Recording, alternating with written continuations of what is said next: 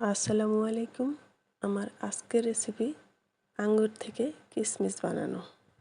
তো প্রথমে আমি কতগুলো আঙ্গুর নিয়ে নিলাম।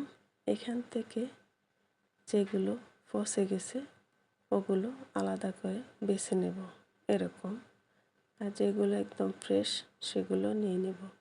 তারপরে এই যে ফ্রেশ আঙ্গুরগুলো ওটা ছাড়িয়ে নিলাম।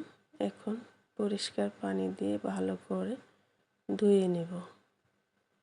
একদম হাত দিয়ে কচলিয়ে ধুয়ে নেব। আঙুরের গায়ে অনেক ময়লা থাকে, সেগুলো পরিষ্কার করে ধুয়ে পানি ঝরিয়ে নেব।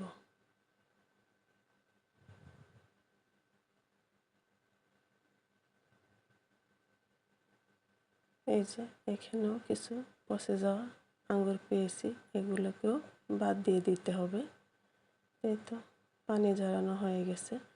এখানে একটা প্যানে পর্যাপ্ত পানি দিয়ে দিলাম, ঢেকে অপেক্ষা করব বলক চলে আসা পর্যন্ত। বলক চলে আসছে, এখন দিয়ে দিলাম আঙুরগুলো যখন একদম ভেসে উঠবে সবগুলো আঙুর, তখন বুঝতে হবে আঙুরগুলো পারফেক্টলি হয়ে গেছে। তো এখন ছেঁকে নিব। এই তো ছেঁকে নিলাম। এখন একটা ছড়ানো ট্রেতে একটা গামছা বিছিয়ে তার উপরে আঙুরগুলো দিয়ে দিলাম।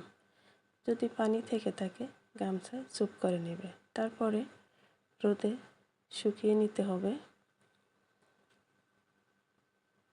তো এই তো এরকম ফেটে গেছে, অসুবিধা নাই, এটা শুকিয়ে চিমিয়ে যাবে। তারপরে 2 দিন রোদে দেওয়ার পরে এই তো এই অবস্থা হইল। তো তৈরি হয়ে গেল আমাদের আঙুর থেকে কিশমিশ। আমাদের মিষ্টি জাতীয় অনেক খাবার তৈরিতে আঙুর কাজে লাগে।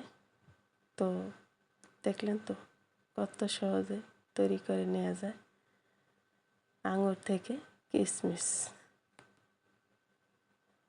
তো আজ এ পর্যন্তই। সবাই ভালো থাকবেন, সুস্থ থাকবেন, নিরাপদে থাকবেন। আল্লাহ হাফেজ।